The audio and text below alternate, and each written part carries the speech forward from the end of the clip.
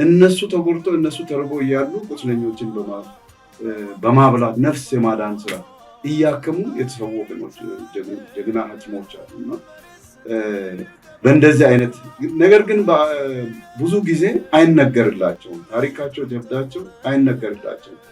አይተኙም፣ ሌሊት አይተኙም፣ ቀን አይተኙም።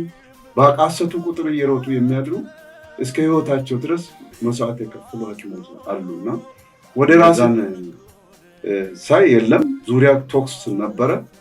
በዛ ሰዓት ሮጬ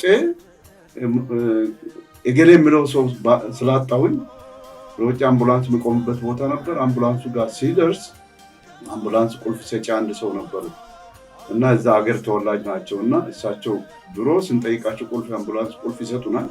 ነገር ግን ፊታቸው ተኮሳትሮ ጠበቀኝ።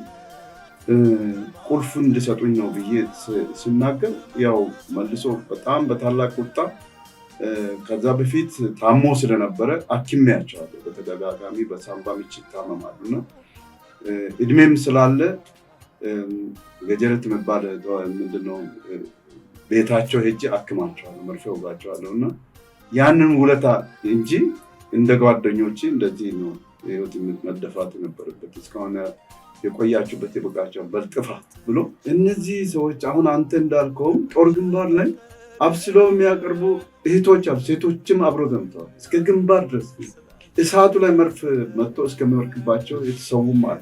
ግን ስለነሱ ምጽፍ ማንም ነው። እንጨት የሚፈልጡ አሉ፣ ጉልበት ሰራተኞች አብሮ የተሰዉ አሉ እና ስለነሱ አይዘገም። ብዙ ጊዜ ግንባር ተኳሹ ብቻ ነው እንትን ብለውና